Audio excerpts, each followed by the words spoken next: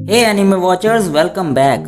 I am back with new episode of Demon Slayer. जैसे कि हमने पिछले एपिसोड में देखा था कि तांजीरो को उसकी नीचिरिन स्वॉर्ड मिल जाती है और तभी उसका कासुगा क्रोग वहां आता है और उसे उसका पहला मिशन बताता है as a demon hunter. And आज हम आपको डीमन स्लेयर का एपिसोड नंबर 6 एक्सप्लेन करने वाले हैं। So let's begin. दोस्तों, इस एपिसोड की स्टार्टिंग में हम देखते हैं कि अब तांजीरो अपने फर्स्ट मिशन पर जाने के लिए रेडी था और वो मिस्टर उरोकोडाकी के साथ बैठा हुआ था। उरोकोडाकी उससे कहते हैं कि अब तुम एज अ डीमन हंटर अपना पहला मिशन शुरू करने जा रहे हो, तो मैं तुम्हें कुछ जरूरी चीजें बताना चाहता हूँ। जो यूनिफॉर्म तुमने पहनी हुई है वो एक खास तरह के कपड़े से बनी हुई है जो कि हवादार और नमी को रोकने वाला है और जल्दी जल भी नहीं सकता, और एक लो लेवल के डीमन के पंजे या दांत इस यूनिफॉर्म को फाड़ भी नहीं सकते। और वो कहते हैं कि जो नीचिरिन स्वॉर्ड तुम्हारे पास है वो अपने मालिक के हिसाब से रंग बदलती है और हर रंग का एक खास गुण होता है, पर काफी कम है जिनके पास ब्लैक ब्लेड है, इसीलिए इसके बारे में कम जानकारी है। इतनी कम जानकारी है कि तांजीरो पूछता है कि क्या मिस्टर उरोकोडाकी, तो वो कहते हैं कि क्योंकि जानकारी कम है, कहते हैं कि ब्लैक ब्लेड वैसे स्वॉर्ड्समैन चलाते हैं जो कभी सफल नहीं हो सकते। तांजीरो उनसे कहता है कि पता नहीं मैं डीमन स्लेयर कॉर्प्स में कैसा करूंगा,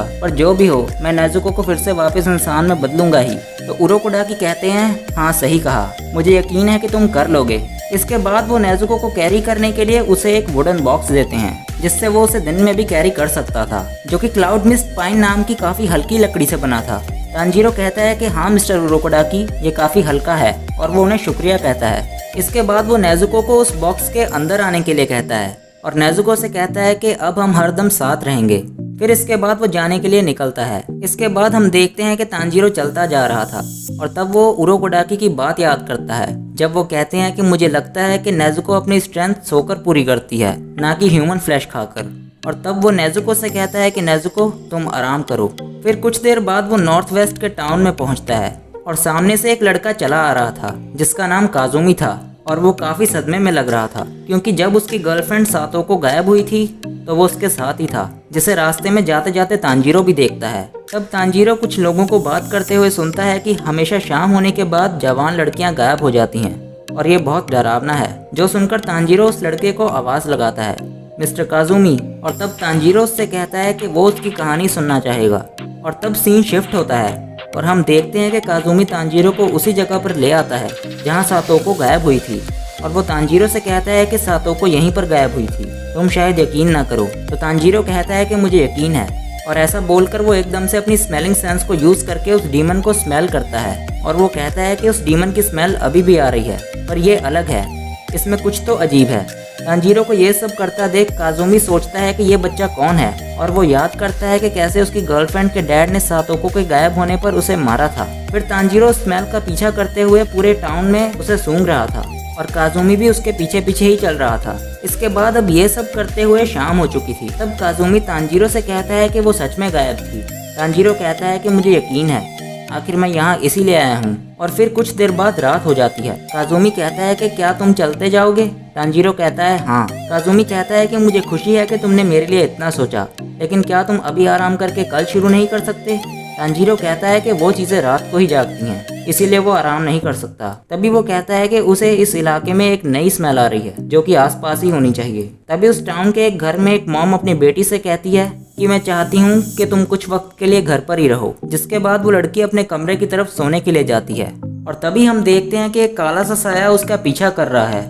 जिसके बाद जब वो लेटी हुई होती है तो वो काला साया उसके बिस्तर के चारों ओर फैल जाता है और उसके सर के दोनों तरफ से 2 हाथ आते हैं और वो साया उसे पकड़कर अपने अंदर खींच लेता है। तभी दूसरी तरफ तांजीरो को उस डीमन की स्ट्रॉन्ग स्मेल आती है और वो तेजी से वहां से भागता है और तांजीरो को पता चल जाता है कि वो डीमन निकल चुका है। और उसे इतनी तेज भागता हुआ देख काजुमी हैरान हो जाता है और उसे ये बात पता चल जाती है कि वो एक डीमन हंटर है। इसके बाद तांजीरो भागता हुआ एक पॉइंट पर आकर रुक जाता है और उसे पता था कि वो डीमन यहीं पर है और यहाँ पर उसे एक डीमन और एक लड़की की स्मेल आ रही थी। जिसके बाद वो स्मेल जहाँ सबसे तेज थी वो वहीं जमीन में अपनी स्वॉर्ड मारता है और तभी उसे एक लड़की की किमोनो दिखती है जिसे जमीन से खींचकर उस डीमन से तांजीरो उसे बचा लेता है। और तभी वो डीमन बाहर आता है और उसकी बाजू पर जो तांजीरो की स्वॉर्ड लगने से जख्म हुआ था वो पलक झपकते ही भर जाता है, जिस पर तांजीरो उरोकोडाकी की बात याद करता है जब वो कहते हैं कि डीमंस जो स्पेल यूज करते हैं उसे ब्लड डीमन आर्ट कहते हैं, जो कि सुपर नेचुरल एबिलिटी है और अब से शायद तुम्हारी वैसे डीमन से भी फाइट होगी। जिसके बाद तांजीरो उसे उन किडनैप हुई लड़कियों के बारे में पूछता है जिस पर वो अपने दांतों को जोर से घिसने लगता है और फिर से जमीन के अंदर चला जाता है। तभी काजुमी पूछता है कि वो कौन था, तो तांजीरो उससे कहता है कि तुम इस लड़की को पकड़कर सामने खड़े हो जाओ और मेरे अटैक रेंज में ही रहना, जिससे कि वो उन्हें बचा पाएगा। फिर तांजीरो उस डीमन को ढूंढता हुआ आगे बढ़ता है और वो कहता है कि वो कहीं से भी निकल सकता है और इसके भी चांसेस है कि वो हवा में से निकल आए। जिसके बाद जैसे ही तांजीरो वाटर ब्रीदिंग की 5th फॉर्म यूज करके उस पर अटैक करने वाला होता है, तो वो देखता है कि जमीन में से एक नहीं, दो नहीं, बल्कि 3 डीमन बाहर आते हैं और उस पर अटैक करने वाले ही होते हैं। पर तभी वो जंप करता है और उन पर वाटर ब्रीदिंग से अटैक करता है। जिसके बाद वो उरोकोडाकी की बात याद करता है, जब वो उसे बताते हैं कि एक डीमन जिसमें खून बहता है और जो एक इंसान को डीमन बना सकता है इस दुनिया में बस एक ही है। वो जो सबसे पहला था एक डीमन बनने वाला हजारों साल पहले, वो तुम्हारी फैमिली का दुश्मन है और मुझे यकीन है कि उसे पता होगा कि तुम्हारी बहन को फिर से इंसान कैसे बनाया जाए। और उस डीमन का नाम है मुजान की बुत्सुजी।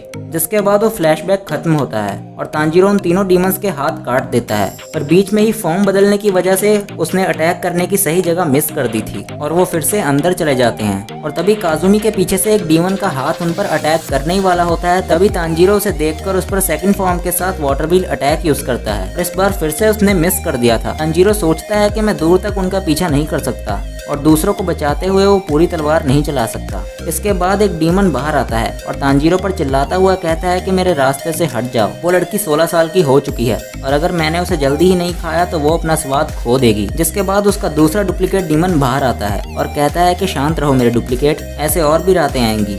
और वो पहले ही इस शहर की कई 16 साल की लड़कियों को खा चुका है और वो बहुत ही स्वादिष्ट और मजेदार थी। फिर काजुमी उस पहले डीमन से सातोको को वापस करने के लिए बोलता है, जिस पर वो अपने दांत घिसने लगता है। जिसके बाद उन्हीं का तीसरा डुप्लीकेट डीमन भी वहाँ आता है और तभी दूसरा वाला डीमन काजुमी से कहता है कि तुम किसकी बात कर रहे हो, और वो अपना कोट खोलकर एक कलेक्शन दिखाता है जिसमें उसने उन सारी लड़कियों की कुछ चीजें जमा की हुई थी जिन्हें उसने खाया था और उन सब में सातोको का रेड कलर का रिबन भी था। वो डीमन कहता है कि अगर उसकी गर्लफ्रेंड का हेयर पिन इस कलेक्शन में है तो फिर उसने उसे खा लिया है, जो देखकर काजुमी रोने लगता है। इसके बाद फिर वो तीनों डीमन वापस जमीन में चले जाते हैं और जैसे ही वो दोबारा बाहर आते हैं तो तांजीरो उनके हाथ काट देता है और वो फिर से चूक जाता है। फिर वो डीमन लड़ते लड़ते तांजीरो के काफी क्लोज पहुंच जाता है। तभी नेजुको उस डीमन को एक जोरदार किक मारती है और वो बाहर गिर जाता है। तभी पहले वाला डीमन ये देखकर हैरान रह जाता है कि एक इंसान और एक डीमन मिलकर काम कैसे कर रहे हैं, आखिर ये दोनों कौन हैं। फिर वो पहले वाला डीमन भी वापस जमीन में चला जाता है। इसके बाद नेजुको काजुमी और उस लड़की को प्यार करती है क्योंकि उसे उनमें अपनी फैमिली नजर आ रही थी। और तभी हमें बताया जाता है कि उरोकोडाकी ने नेजुको को हिप्नोटाइज किया था जब वो सो रही थी और उसके दिमाग में ये बात बिठाई कि उसे सारे इंसानों की डीमंस से रक्षा करनी है और सारे डीमंस उसके दुश्मन हैं। जिसके बाद नेजुको भाग कर जाती है और उस डीमन पर अटैक करती है। जिसके साथ ये एपिसोड यहीं पर एंड होता है। दोस्तों, आप लोगों को ये एपिसोड कैसा लगा नीचे कमेंट करके बताओ और वीडियो अगर पसंद आई हो तो लाइक कर दो इस वीडियो को, और अगर चैनल पर नए हो और अभी तक सब्सक्राइब नहीं किया है तो अभी कर दो नोटिफिकेशन बेल के साथ। सो सी यू सून।